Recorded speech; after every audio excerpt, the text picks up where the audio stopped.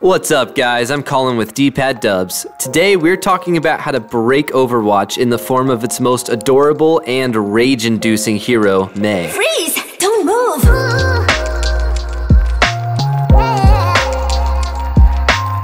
Mei has such incredible utility with her freeze, but also adds to her loadout with incredible survivability, infinite range, and the best ability in the game, a wall. I didn't play Mei for the first few seasons of Overwatch, not until I grouped up with a Mei main who did one simple little thing during a game that literally carried the whole team to a win, but more on that later. She's since become one of my favorite heroes, and when I'm not sure who I should be playing, Mei is almost always the right answer. First, how to control the battlefield. A lot of Mei's strength comes from her ult, so naturally it's important to charge it as fast as possible. She has great poke damage with her ranged icicles, so be looking to fire off as many of these toward the enemy team as possible during the early fight. Now, an important distinction here is that your goal is to charge your ult, not get kills. Wanting kills at this point usually results in exposing yourself for too long and increases your chance of being picked off. If you ice block or put up a Mei wall out of panic because you took a little too much damage during the early fight, you've done something wrong. You need these abilities when the fight devolves in order to turn it to your advantage.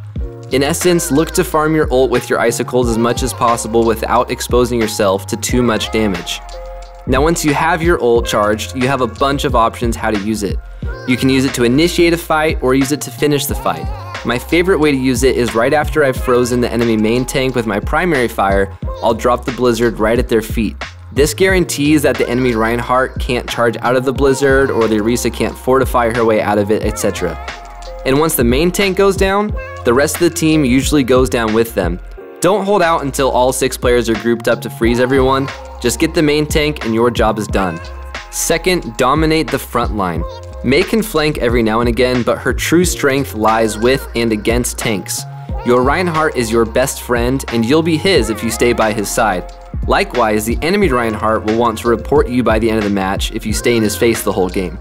Every time the enemy Reinhardt goes to swing his hammer, make sure he's met with your freeze gun so he can't swing for too long. Once you see the enemy Reinhardt getting low or you feel like you have the upper hand in a team fight, walk straight into him, past his shield, and try to confirm the freeze on him. You don't want to get behind him because this puts you in a vulnerable position. There's actually enough space between him and his shield that you can freeze him through that little gap, especially if you jump to force him to move his shield up and expose himself.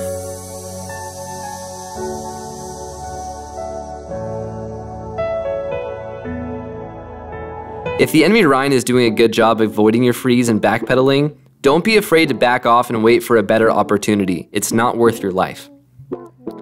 Third, split the enemy team. Remember when I said her wall is the best ability in the game? When I first started playing Overwatch, I didn't see how much value it truly had.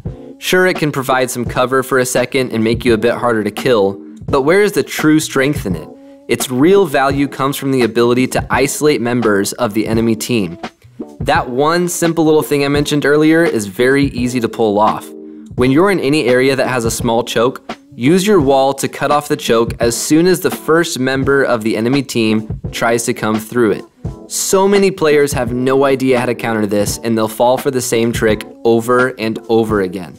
Maps like King's Row, Paris, and Hanamura are perfect examples of this. Usually it's a Reinhardt or their other main tank that tries to come through the choke first, and when he does, put a wall right behind him.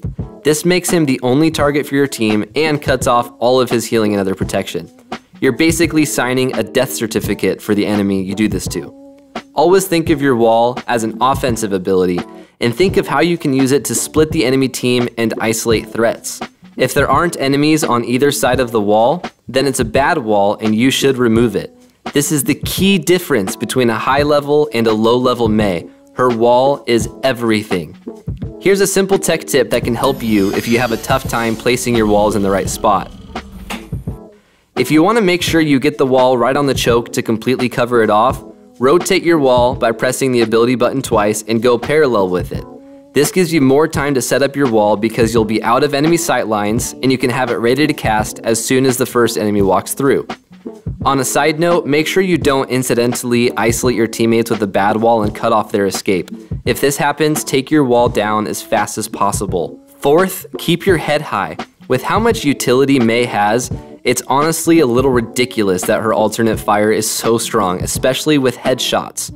Headshots do double damage in Overwatch, so they have double the value. This is especially true for Mei because a headshot for her does 150 damage.